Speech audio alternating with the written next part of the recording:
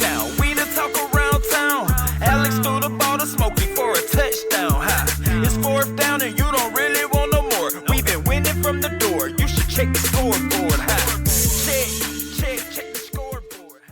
Welcome back to another episode of the Scoreboard Week 17. Got 2 more weeks left, and then it's playoff time.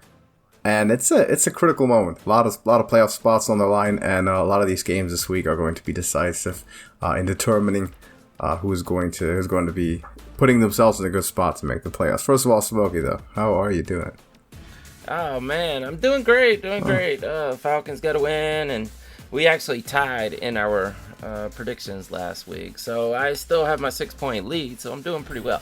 I can't seem to catch a break. I don't know. I've been taking risks, but then there's always something that comes back. Like this time it was the Patriots let me down, right? Mm-hmm. I don't know. Have to just keep taking risks, but the it's been that way for like 5 or 6 weeks in a row now.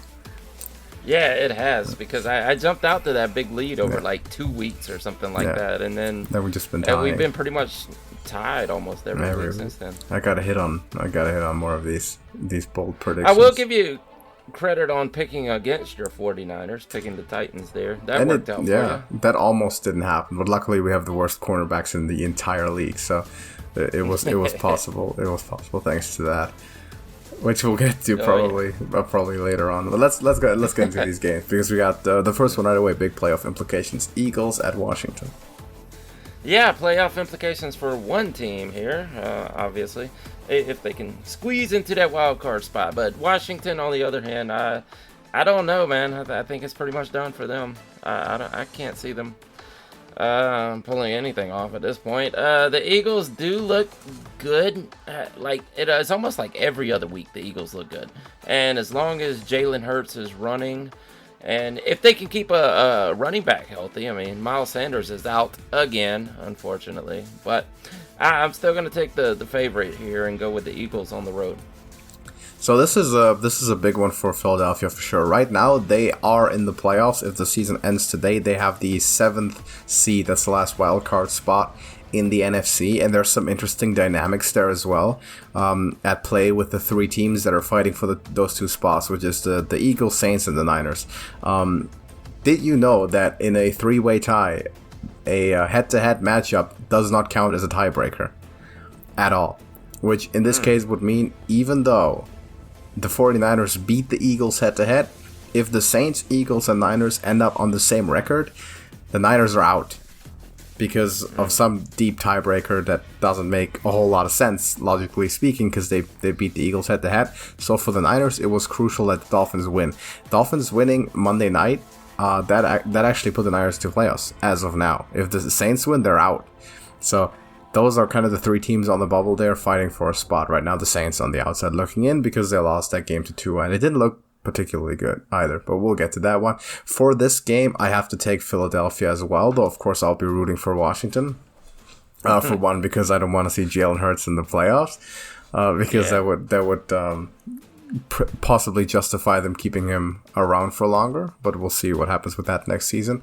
And also, of course, their rival team for now. So I'm picking Philly, but I hope not. The Rams at the Ravens. Yeah, this is going to be interesting. It seems like no matter what quarterback the Ravens use, apparently you can just bring a guy off the practice squad and he will be productive, but it's not enough to get a win. The Ravens were just outclassed totally in that game. The Bengals look good, but the Rams, on the other hand, won fairly decisively, I would say, but they didn't look spectacular doing it. It was a run-first offense, and the typical Odell Beckham and Cooper Kupp show also, but I wouldn't say that Matt Stafford looked great in that win, but the Rams are still technically a super team, and they're playing like it, and the Ravens are, unless Lamar Jackson comes back and just plays well, I got to give this one to the Rams on the road. Do we know anything about Lamar and his availability? I haven't heard anything yet, if he's going to make it back this week, but I'm expecting that if he's not back, it's going to be Taylor. Almost said Taylor Heineke. Taylor Huntley, yeah. But I wouldn't expect to see Johnson out there again. No, I don't think so. So here's where I'm going with this, right? I'm going to have some faith in. I'm going to follow the money, which means I'm going to trust the bookkeepers. The bookkeepers have the Rams as a 3-point favorite, which is a gap that is much smaller than you would expect if Lamar Jackson were not starting. I think Vegas believes that Lamar Jackson is going to be starting. I think he's going to be back, and that's going to make it a close game, hence the small spread. And also, I'm going to say, because the Rams have clinched their playoff spot, the Ravens are on the bubble, and this is kind of their last chance. They more or less have to win out to be able to make the playoffs. Right now, they're out. I'm going to pick the Ravens. So I'll say the Ravens rally back in this one. They win it, and they make it a tough one on the bubble in the AFC, because there's a lot of teams. There's going to be a team with a winning record more than likely not making it in the AFC, which is very, very rare. That's very tough to see. And the Ravens right now are on the outside, so they're going to win at home. I have faith, and also I have to pick against you, of course, and I don't like the Rams, so it all lines up, right? It makes sense. Bucks at the Jets. Yeah, this one right here, it's one that we don't have to debate this. Although the Jets looked halfway decent, it was against the Jaguars, though. And who knew that the kid could run like that? That Mormon was on fire for a little while in that game. And so was Braxton Berrios. That was pretty amazing, the 100-yard kickoff return. That was pretty cool. But other than that, the Bucs are a much more dominant team. Even without a couple of their superstar receivers, they're still a much better team from top to bottom. Bucs win this one on the road. I can't express how much I want the Jets to win this game, and just Zach Wilson to have another one like that, really make their statement. I don't believe it, of course, and Tampa Bay is going to win. I'll pick them as well. They're like favored by 2 touchdowns, so it'd be stupid not to, but will be good to see. By the way, a quick remark, there's no Thursday night game anymore, so all these are Sunday. All these games are Sunday now because, it's the last 2 weeks. Dolphins at the Titans. This is actually a really close game.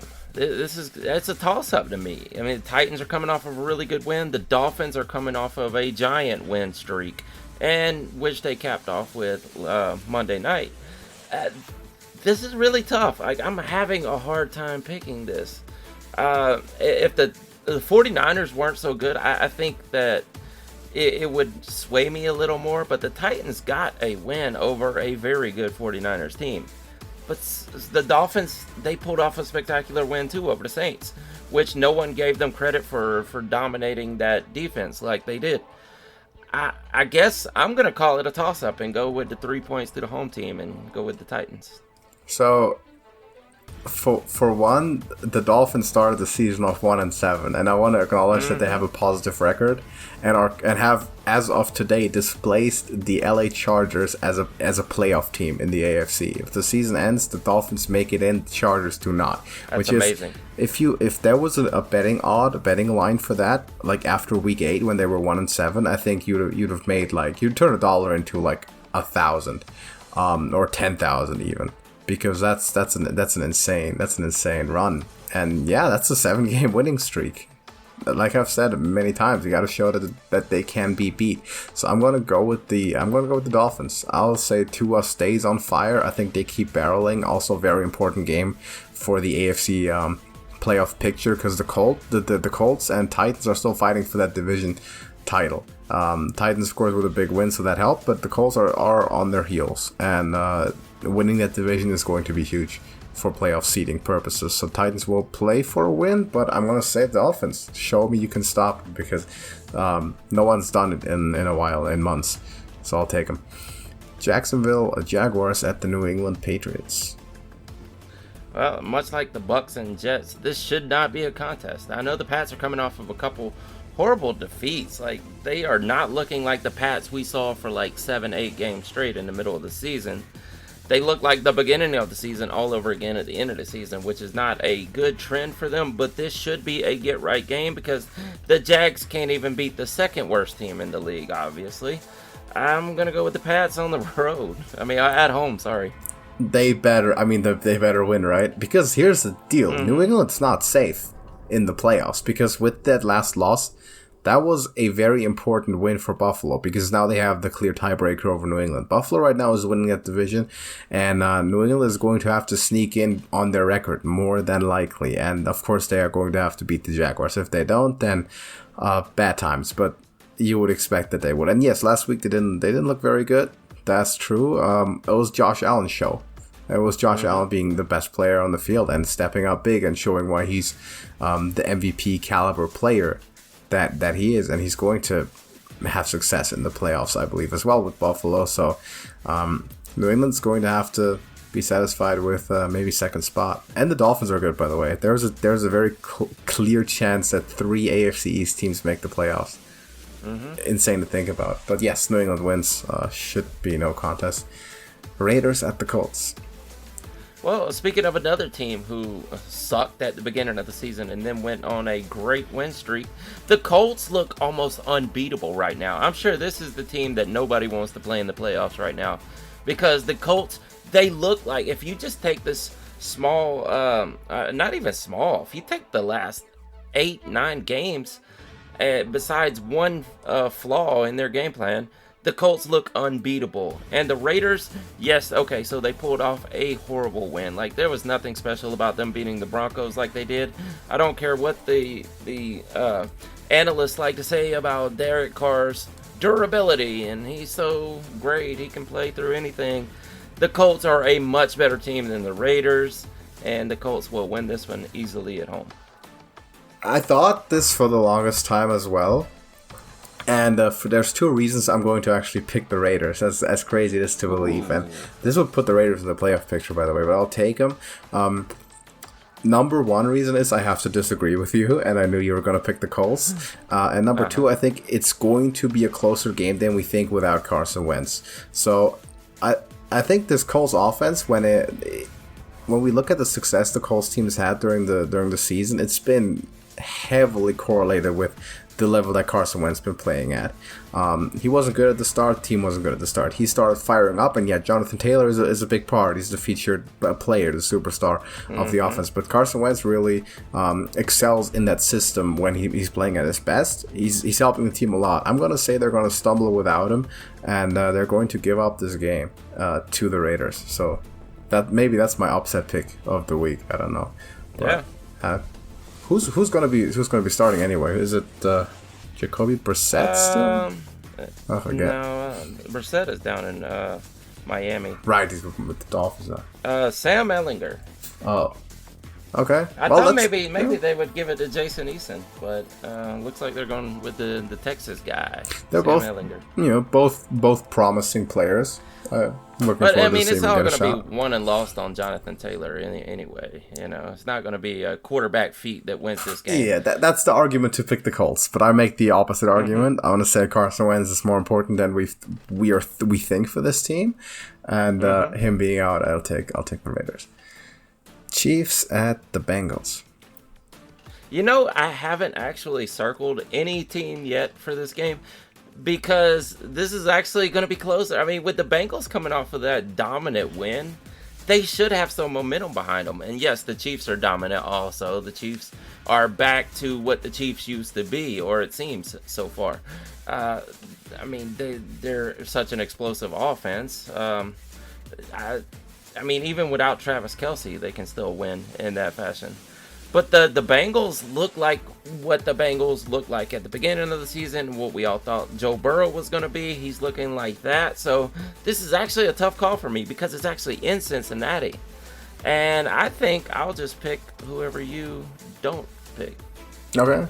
So I get to pick first, and then we disagree. Yes. All right. In that case, I will. It's a hard pick. It is a hard pick. I'm going to pick the Chiefs, I think. I'll take the Chiefs side of it. I'm just going to side with the odds, though. Yeah. I do give you credit for saying it's basically a toss-up, because after what Joe Burrow did, I think this is an even match in many phases. I'm going to give it to Kansas City, because I think they it's getting closer to playoff time, and in those crunch time important moments, I give them the advantage for having been there. And having been there recently, and Andy Reid being more experienced in those situations from a coaching point of view, versus for the Bengals is the first time in a while in that sort of spot. So I give that slight edge to KC, but not a big one. So you get Joe Burrow. That's not a bad pick either. I'll take it. Giants at the Bears. Well, I tried to tell you that Jake Fromm is not going to do anything. And I watched a good portion of this game, and once I saw Giraffe come back out there, I was like, yeah, it's over for Jake Fromm in the NFL. You know, thanks for coming. I don't think any other team, unless some team is desperate, you know, maybe the Cowboys or something will pick him up as a backup. But he's still not as good as Cooper Rush either, so... the Bears are coming off of a win. They look good. I think I will take the Bears to beat up on the Giants at home. So Bears surprisingly beat the Seahawks after going down early. And there's this one name I wanted to bring up. I said this all week. I was going to bring up this name on the show today because we haven't talked about him at all. And we talk about awards every week, and we talk about Defensive Player of the Year. We talk T.J. Watt. We think Myles Garrett, Nick Bosa. We've never dropped the name Robert Quinn, not one time. And there's not a player this year that is more under the radar, but also like at the top of his game than Robert Quinn. It seems like he disappeared for 5 years if you haven't been paying attention, because you remember the last time was with the Rams, like in 2015 or something. And he's been just silently building a Hall of Fame career, just under everyone's nose, and he's close to leading the league in sacks again this year, or even for the first time. I don't know, his best season of his career, which is insane. We like to talk about Khalil Mack, but Robert Quinn's getting it done for the Bears this year. So I wanted to call that name out because I haven't seen him anywhere in discussion when he absolutely should be for the defensive player. That being said, man, you're harsh on Jake Fromm. I don't understand. He got like a half. Like I talk about 3 years to evaluate a quarterback. Like you give him a half. Yeah. I mean, it is a horrible team and a horrible offensive line that he's playing behind, but he looked really bad. Like, I don't know. I guess if he didn't get worse throughout his entire time at Georgia, he had a phenomenal freshman season at Georgia. The only problem is he got worse each year after that, and it doesn't make sense. Like, he was supposed to improve, but he just got worse somehow. His stats declined, and that was from, you know, a phenomenal rookie season where he wasn't like just, you know, he wasn't throwing touchdowns left and right. He was throwing like 12, 13 times a game. So you would expect he's going to develop. He's going to get better. No, he got worse. But, you know, that I don't know. I guess it kind of makes me mad because we should have been better than what we were with Jake Fromm. Well, you would think he would develop if coached properly. I mean, who knows if they tape cut off tennis balls on his hands to practice throwing with his fingertips, right? I won't put it past him. So I would like to see him on a different team just to give him a fair shot. I don't think he's going to like do anything great or anything. Long odds for sure, but I'd like to see him get another shot. But the same I could say about Daniel Jones, actually, and that's probably more promising candidate. I'll take the Bears with all that talk. Doesn't matter who it is. If Jake Fromm stars, Mike Glennon, I don't care. I'll take Chicago. The Falcons at the Bills. Yeah, I mean, I guess it would be nice to say, yeah, I'm going to pick the Falcons here to go up into Buffalo and beat up on the Bills here, but it's just not going to happen. There's no way. The Bills are coming off of a phenomenal win. They look like they're ready for the playoffs. I know they had some rough patches this year, and everybody knows that the regression came for Josh Allen, and it absolutely happened. But right now it looks like they're recovering, and it looks like they're in line to do decent work in the playoffs and make a run for this. So I'm picking the Bills at home. You gotta wonder if Josh Allen was took the Pro Bowl snub personally, because I think this is probably the worst pick of the worst missed pick for the Pro Bowl. Even though he's been worse than last year, Lamar Jackson got into the Pro Bowl this year over Josh Allen, which is completely ridiculous in my opinion. If you compare the two, their success, their stats, and the way they've been playing this year, it's a complete and utter miss. And maybe Josh Allen took that to heart a little bit, because he had the best game, I could argue, off his season against the Patriots, which was also the most important one. So he's getting into form, it seems, at the right time, and that should continue against the Falcons, who are aggressively mediocre and have been all season. Buffalo, as a playoff team, Super Bowl hopeful, should be winning that game, especially at home, so I will take them as well. Texans at the Niners. Man, speaking of aggressively mediocre,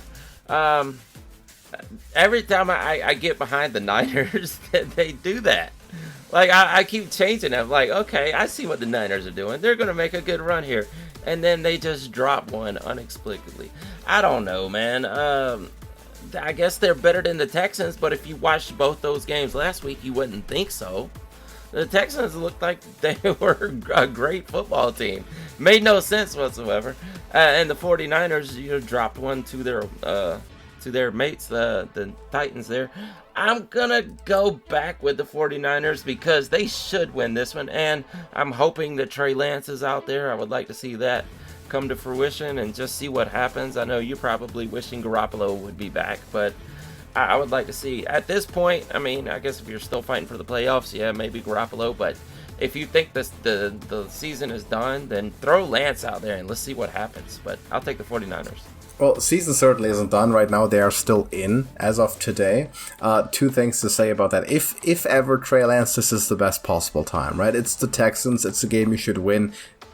Kyle Shanahan could walk out and play quarterback. He should win the game. It doesn't matter. Probably Deebo Samuel can do it. You could play whoever you want at quarterback. You should win because it's the Texans. So, for one, if Jimmy Garoppolo, of course, his hand is injured, he should take the time he needs. This is not a game where he has to force himself to play with the risk of re-injuring. Take the time that he needs to be back next week because that's going to be an important one for the Rams and then for the playoffs as well. He needs to be back and he needs to be healthy for that. This is the best possible way for Trey Lance to try out. And if for some reason, this is entirely possible. If Trey Lance goes off and he looks like the most unstoppable player in the league this weekend, maybe continue starting him if he's at that spot, that sort of Patrick Mahomes spot that when he came in after Alex Smith.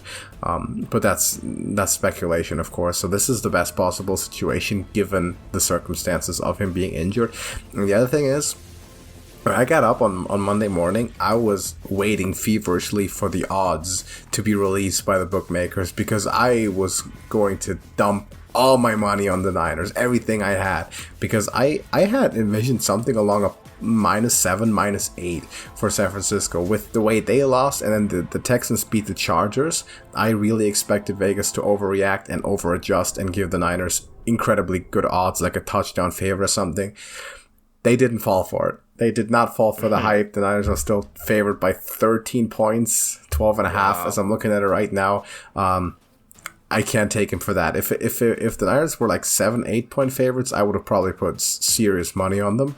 That was an exploit I was looking for, but the bookmakers have figured it out. Or I guess the opening odds were pretty much in favor of San Francisco. So no exploit there, but that's what I was hoping for. But that being said, I'll take the Niners. I'll take them. They have to win the game. If they don't win this game, they shouldn't make the playoffs. They don't deserve to make the playoffs either. But the other thing is, we need Emmanuel Mosley back, or any corner at all who can cover receiver, because the Titans showed the blueprint.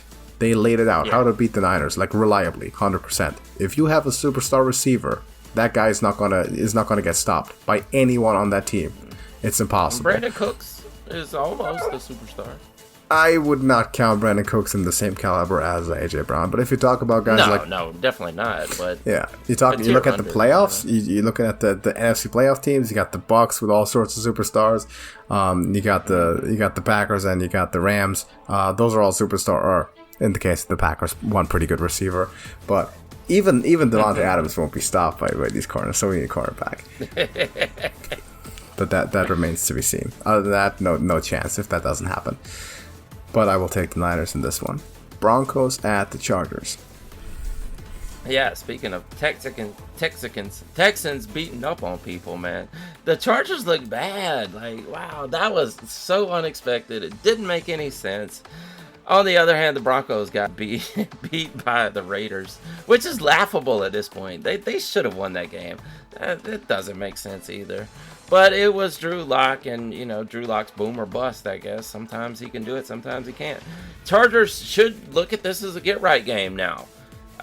This should be their game to get back on track if they're going to do anything. It's crazy to think that at one point in time in this season, we thought that entire division was going to the playoffs. Like, all of them. All four of them somehow. There's going to be some new way to get all of them in, but at this point, no, it looks like the Chiefs and nobody else. But they're still mathematically possible, I guess, but they should take this as a get-right game. Chargers going to win this at home. I'm fairly convinced that when Justin Herbert got home from that game, he received a text message from Aaron Rodgers, and it basically said, "See what it feels like." That's exactly what it said, because that was shades of Green Bay. I mean, I have not seen such a poor defensive performance from any team, given the circumstances, basically all year. That was excruciating to watch, and if you're like a guy like Justin Herbert, you are seriously contemplating what is going on here. I've been here for 2 years now. I've been excellent. I've been more than they could ever ask of me. They should be building around me and putting a defense together. He can't get run over by the worst or second worst team in the league, Davis Mills, who, by the way, I don't have anything against Davis Mills. I think he's actually pretty good. But you can't get 40 points dropped on you if you are trying to be a playoff team. That was embarrassing. Worst defensive performance I've seen all year. And Justin Herbert got a taste of the Aaron Rodgers treatment. The Rodgers rate, but in the bad sense. So hopefully for them that doesn't happen again. This is a must-win game for the Chargers, as is for Denver, I guess. If they want to have a shot, I think mathematically it's possible, but the Chargers have to win it, so I will take them at home to get it right on the back of that offense of Justin Herbert to pull out a big heroic game, because you can't really rely on that defense against Drew Lock or anyone else. Panthers at the Saints. Yeah, this is actually tough now, seeing what has transpired after the Saints the Saints defense beating up the Bucs. You would think they were going to be unstoppable and roll right over the Dolphins, but I knew that the Dolphins are just on fire right now. They were just on that trajectory, and the Saints couldn't do anything with them. But this is the Panthers we're talking about, who is even worse. The Panthers right now look like the Jaguars, look like the Jets. Worse than the Jets. I mean, worse than the Lions. The Panthers are the worst team outside of the Jaguars in this entire league right now. And this whole quarterback switching in and out things. You know, we started off with Cam, even though they said that Sam was going to play. And then we go right to Sam. Neither one of them can do anything. They're not going to do anything as long as you're changing them out. You're like it's a three-headed quarterback trio, like a running back position or something. I'll take the Saints to win this one at home, even though it's probably going to be a horrible game. Yeah, I was kind of scratching my head as well. What are they doing with their quarterback switching? And correction, not neither of them did anything. Sam Darnold came in for one play, threw a 63-yard bomb, and they took him back out. Yeah, so there was that one. Yeah, that was that. But later in the game, he was horrible. Well, how are you expecting a quarterback to find a rhythm like that? I mean, this is like something that you can do like as a gimmick, like they did with Trey Lance to start the season. Every once in a while, like 2-point conversion, you bring him in, run a quarterback sweep because Jimmy can't do it, right? As a gimmick, like additional player or whatever, like the Tim Tebow role. But you can't. I mean, of course, they've surrendered all hope of winning this season, so they're just running experiments, which is why I can't possibly pick them. I'll say this, if Sam Darnold plays the whole game and they actually commit to him, I think they have a decent shot, because the Saints look pretty bad against the Dolphins, which admittedly is a good team, but there's no reliability there. They might just come out and switch quarterbacks every single drive, in which case this offense is not going to put anything together, unsurprisingly. No. So I will take the Saints to win as well. Lions at the Seahawks. Man, the Lions actually, considering their quarterback situation, did not look bad. You know, and it was against the Falcons, so you can say what you want about that defense. Seahawks, on the other hand, still looked bad. They were not on a win streak. They weren't changing their season. They weren't turning it around. It's over for them. So that makes this game tough. Now, I think if Jared Goff gets back out there, we could see the Lions roll right over the Seahawks too. Amon-Ra St. Brown is looking like a future superstar in the NFL. I think that guy's going to be really good. He's having his second half breakout a little later than most, but he's still having it right now. And with a horrible offense around him and a bad quarterback situation, it's pretty amazing. I like Amon-Ra. Seahawks should win this one. I think I'll just call it a toss-up and give the Seahawks 3 points and take them at home. So, given how bad the Lions are, they're an incredibly watchable and exciting team for some reason that I can't quite pinpoint. I think Dan Campbell should stick around another year and be given a shot at like building this thing up, because somehow it feels completely different than it does in Jacksonville or when Urban Meyer was there, or it doesn't in Houston. It feels like this team is fully behind that coach and what their plan is, even though the results weren't there at all. So I think he's gonna get a shot. He's going to get his fair chance for another year or two to try to turn this around with some draft capital and whichever quarterback he decides to commit to for the future. They're probably going to pick early, so they're going to have more than likely a quarterback in their sights in the upcoming draft. So I'm excited for that. For this game, though, I want to know if Jared Goff is back or not, because that's sort of the crux of the game to me. Because I want to pick the Lions, but then again, I don't know for sure. But then again, I also have to take risks. So we haven't disagreed on much. I will take the Lions. I'll take them. Call it spite of me not liking Seattle a single bit and wishing every loss upon them that is possible. I'll take the Lions. Speaking of wishing as many losses upon teams as possible, this one will be tough for me to pick. Cardinals at the Cowboys. Oh yeah, you hate both of these teams, man. I'll tell you like this. Cardinals remind me of Pittsburgh last season. After winning, 13 games straight or whatever it was, they went on a horrible run and ended up getting knocked out in the first round of the playoffs because of it. Something happened. Something went wrong in Pittsburgh. Something has gone wrong, and it may be DeAndre Hopkins. Maybe that was the glue that held the whole thing together.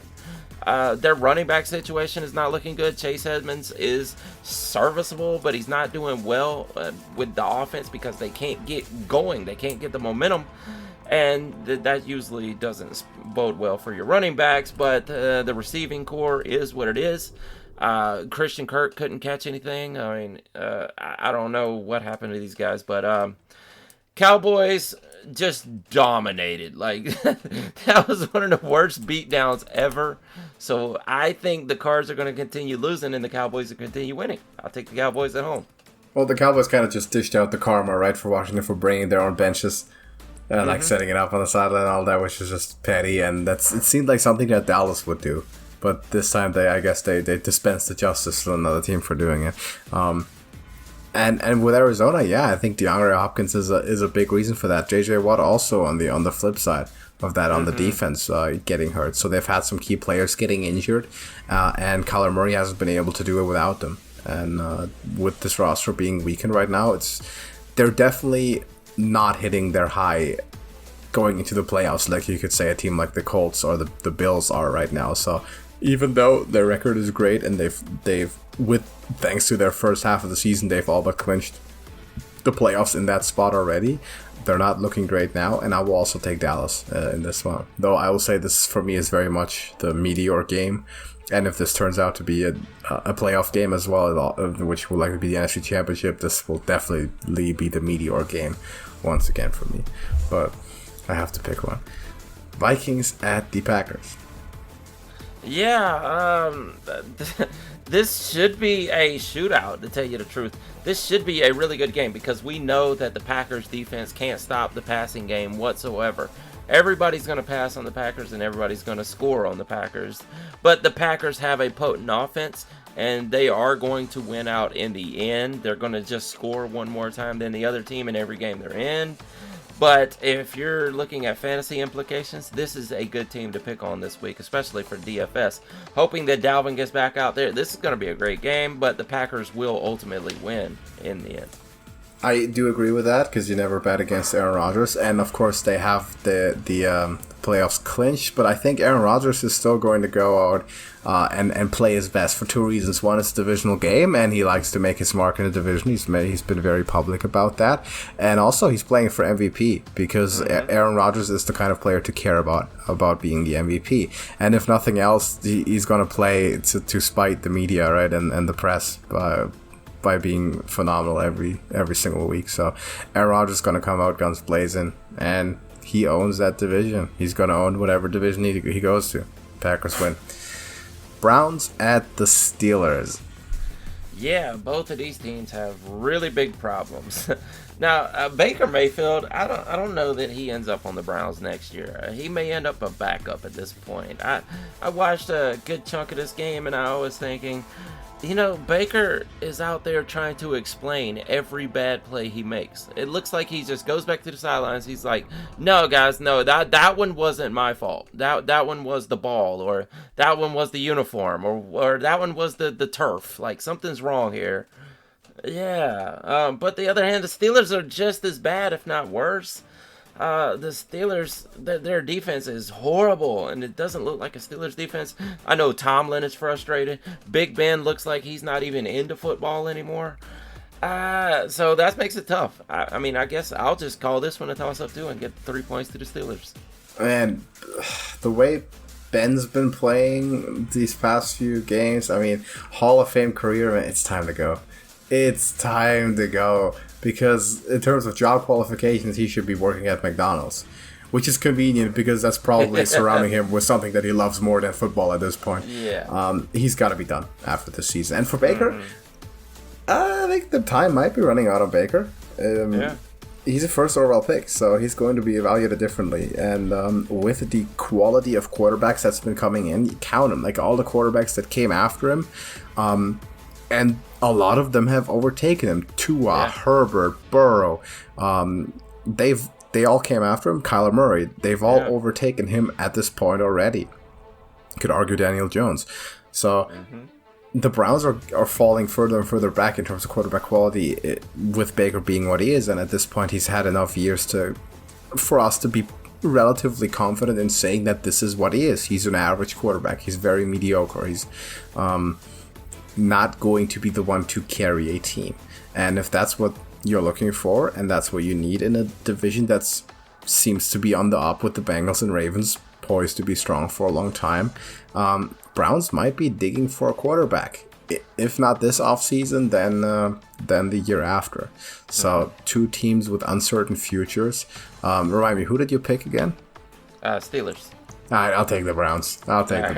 Just to disagree with you. Could go either way. Doesn't really matter for both. Actually, it does matter for us because of a bet that we made. This is a crucial one because you picked the Browns to be last in the division. Yes. And I said they weren't, so I actually need the Browns to win. So I have to back the Browns here. That absolutely played into my pick for this game also. Yeah, I thought so, because you need to steal these steals when the Browns can be last. Yes. I guess this is there's actually personal things at stake. If nothing else, we're the only two people in the world who care about this game. That's likely. Yeah, exactly. So there is that. That's all. That's the entire schedule for Week 17. Some tough ones, some not so tough ones. Hopefully, I'm going to win all of them, make up some points. So by the time playoff comes around, it's going to be a close race. I have to close this gap because I haven't been able to for a long time. So I'm relying on some of these teams. Big time. Once again, as we always talk about, I haven't put out the poll yet, but I will do that as soon as we get done recording here. I may or may not have forgotten it. MVP poll or MVP discussion, it's getting pretty close to conclusive at this point, at least the field of candidates. I'll start off this week. I'm going to say, in my opinion, Justin Herbert's out of it. At this point, through no fault of his own. Like last week, we're talking about it's down to Herbert, Brady, and Rodgers.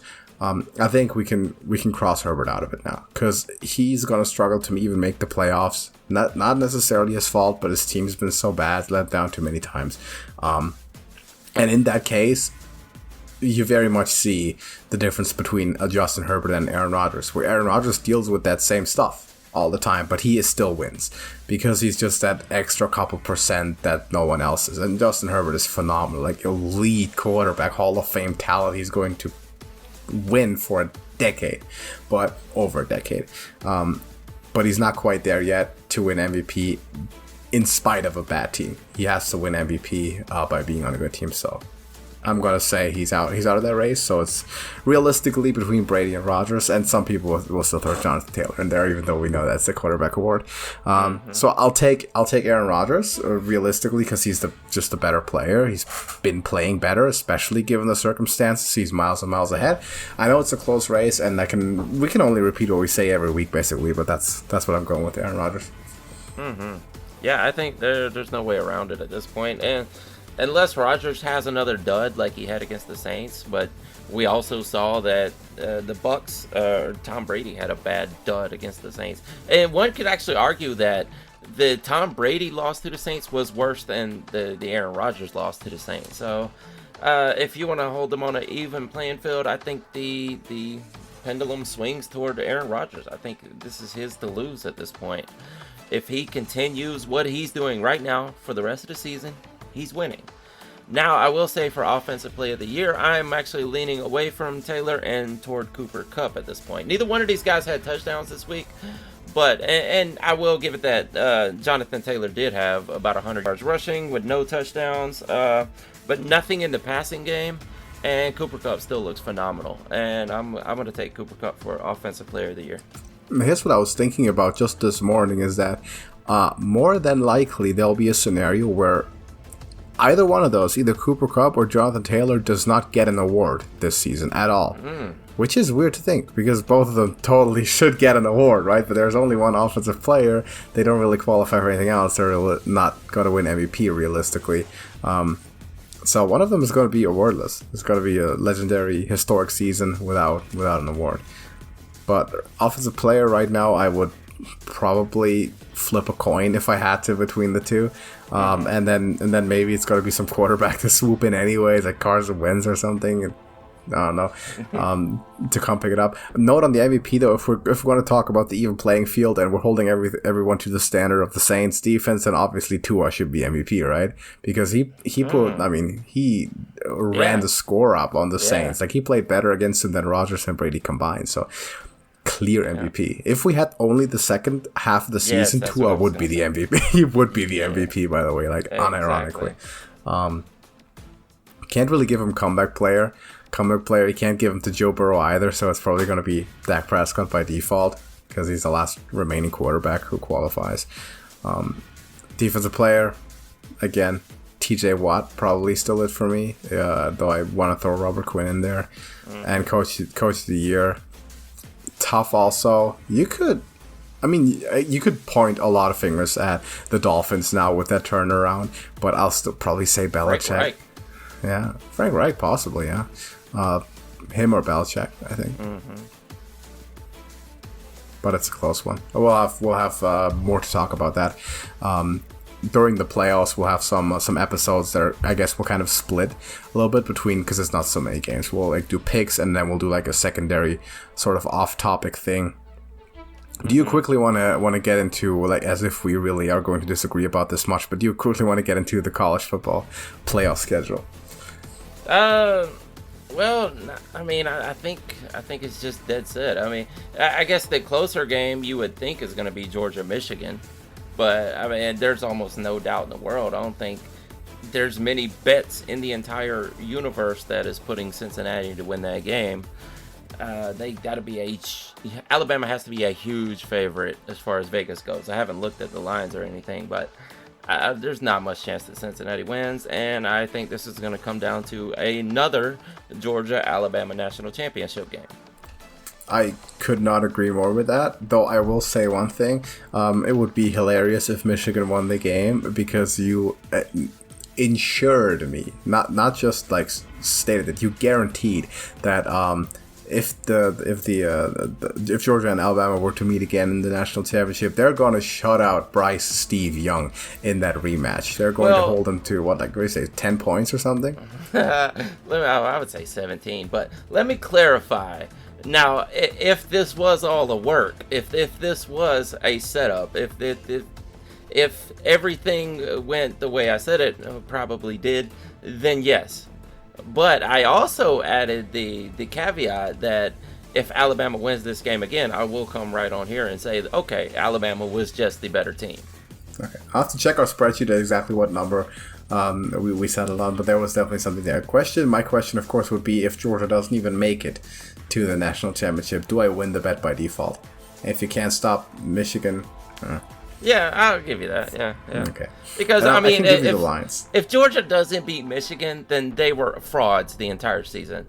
Yeah, I will give you the lines. Georgia is favored by 7.5. Alabama is favored by 14.